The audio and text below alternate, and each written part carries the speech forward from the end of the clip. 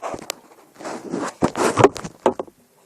YouTube, this is Jason from channel Pirate Wizard Dragon here on YouTube, and I wanted to do episode 2 of the history of body modification. Sorry for the late upload. I know I said I would do it this last weekend, but I got a little distracted with other things in life, so here it is, episode 2. I'm going to take a step back, this time from the whole mummy Egyptian aspect of the history of tattoos, and look at an article that came out I wanted to share with my subscribers. Came out in 2010. There we go. Smithsonian put this out.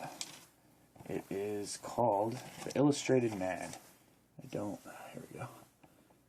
You can see this is Smithsonian that put this out. I wanted to quote from it and read some of the stuff in it because it was one of the better articles I've read. Excuse me. The Illustrated Man, the universal impulse to embellish the human body. So this article came out in October 2010. It was pretty much the photography work of a guy named Chris Rainier. He was a protege of Ansel Adams, so he does a lot of black and white photography, and he traveled he basically did Cambodian monk chest tattoos and the religious beliefs behind that. He went to New Guinea and did the swirl of tattoos on Tofi woman's face to indicate her family lineage. He went to LA to document gang members' tattoos describing their affiliation. Maori chiefs in New Zealand, Japanese mafia lords. He went all over the world and documented a lot of different tattoos in his photography. And there's some great quotes in here that I wanted to share. Let's see. This picture is pretty cool. This is a Borneo by the name of Ernesto Callum. Ernesto Callum, K-A-L-U-M. I'm going to read the quote. For the Dayak, which I don't know if I'm pronouncing that correctly, it's D-Y-A-K, so Dayak people of Borneo, the world's third largest island, tattoos once commemorated headhunting expeditions. Pretty interesting. The markings on some of the modern Dayaks, including this individual, Ernesto Callum, represent a modern interpretation of headhunting tattoos, says photographer Chris Rainier. When we have lost our tattoos, quote, when we have lost our tattoos, unquote, a Dayak elder once told Rainier, quote, we have lost our culture. And I just love that quote. And it's interesting because our tattoos here in America reflect our culture in that it's a mix of all cultures. If you look at any tattoo magazine, you'll see influences from every culture in existence in Americans' tattoos choices, which is pretty neat because that shows our culture in a way. So there's a lot of great things in this. I don't want to read it, word for word, but there is one little quote thing I wanted to read because I found it quite interesting and funny in a kind of messed up way. It was it was the first recorded encounter with the Polynesian practice of tattooing, which they spelled differently in this article, and they kind of changed the way the type is, so I don't know why they did that. It's spelled Tattoowing, so tattooing. Dates from 1769. This first recorded encounter. It was written down by a guy named Joseph Banks. He was a naturalist aboard a British ship called the Endeavour, and he watched a 12-year-old girl, the patient he called her, quote unquote, though modern aficionados might prefer the term collector, being extensively adorned. Banks' description is brief but harrowing, and I'm gonna read it. Quote. It was done with a large instrument about 2 inches long containing 30 teeth, he wrote in his journal. Quote, every stroke drew blood. The girl wailed and writhed, but 2 women held her down, occasionally beating her. The agony lasted for more than an hour, unquote. It's not really funny, but it kind of is if you think about it, because nowadays people, you wouldn't have a 12-year-old getting tattooed. That would be unethical, and if it did happen, it would most likely be done by a very unethical tattoo artist, because 12-year-olds should not be tattooed. But at one time, 12-year-olds were considered adults, especially in a lot of cultures in historical times. They were considered old enough to be tattooed and probably to be traded. I mean, that's a lot of history shows that we did not treat our women as well as we do nowadays, and that's probably a giant understatement there. But I just think it's kind of funny that they held her down and beat her while they tattooed her because she was screaming and writhing too much. Nowadays, we voluntarily go and get tattoos, and nobody has to hold us down or beat us to get the tattoos. And this is, this is a British observing the culture of the Polynesians. So he not necessarily would have known the significance or the importance behind the actual ritual that was being done. So that doesn't necessarily mean that his observation wasn't true. It's from his perspective of being a British explorer.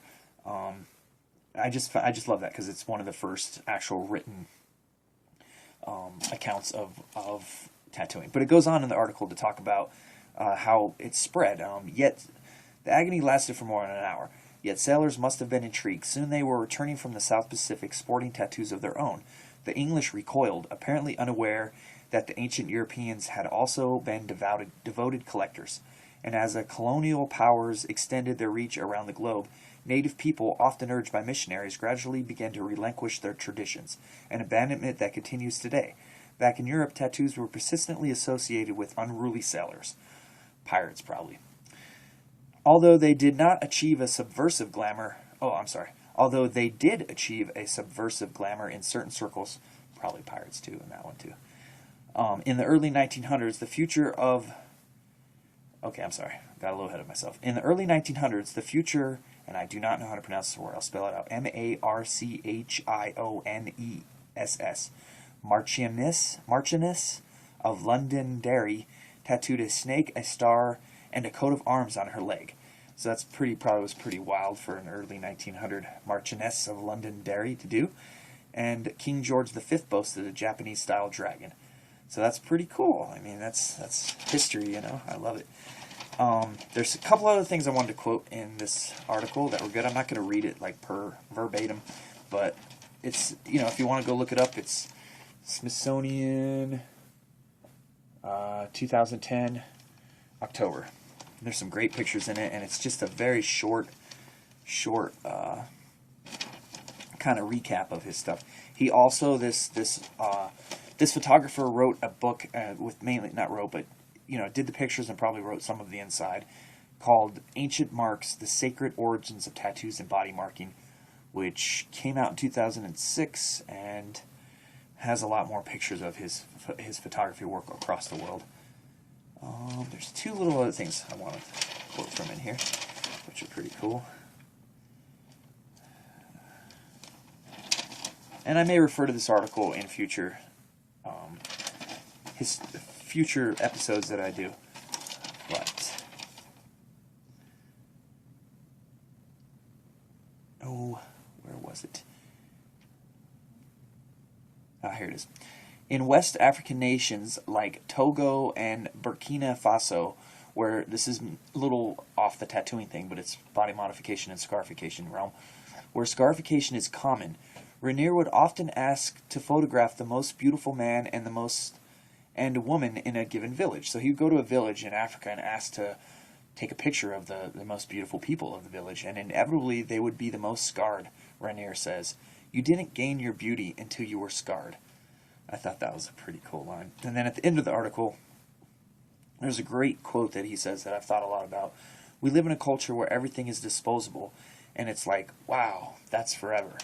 And I think that speaks to why it's been such a big upsurge in popularity since probably the early 90s. I mean, tattoos have always been popular, but not so much as they are now. And even in the late 90s, they were even super popular.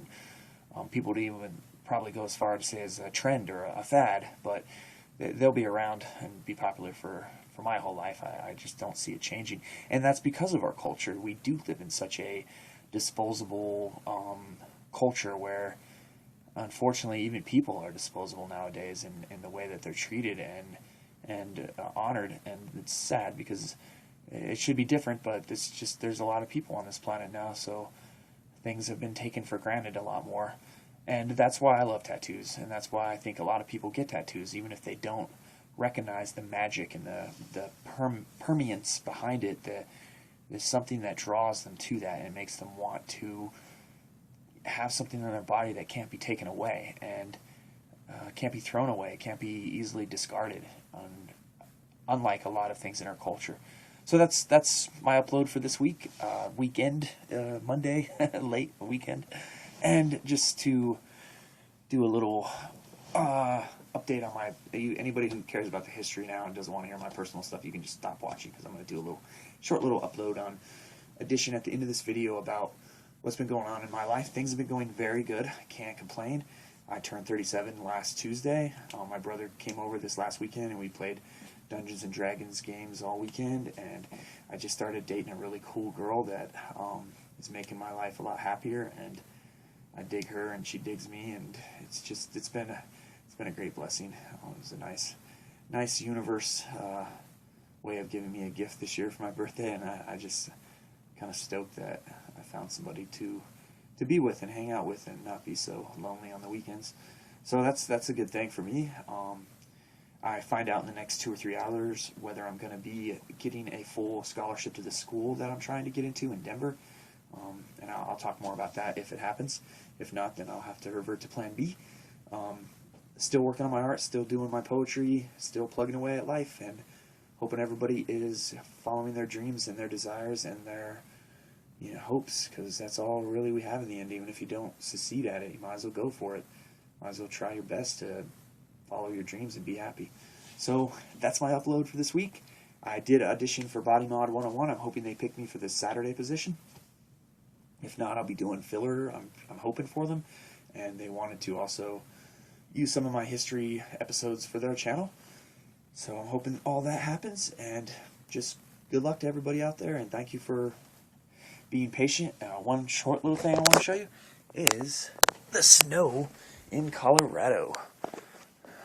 It is snowing. It is snowing. It has been snowing since last night for April 15th. It's pretty wild. Probably can't really see the snow come down on my little crappy phone camera, but it is. You can see the snow on the tree. This is looking outside my window. Don't exactly have a mountain view unless I look out my other window. But anyways, that's my video. Hope you all enjoyed it.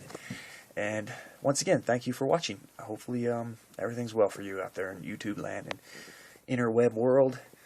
And I don't have any refined catch phrases at the end of my videos yet. I have to work on that, or any special effects. So just a big thank you and a positive collective thought to everybody watching that things are well for you.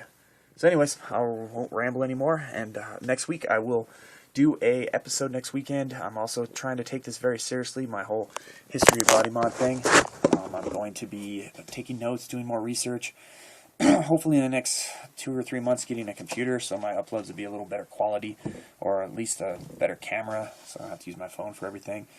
And doing research on this, this is something that's dear to my heart, so I will try to honor it as such. Once again, thank you very much, and have a great day.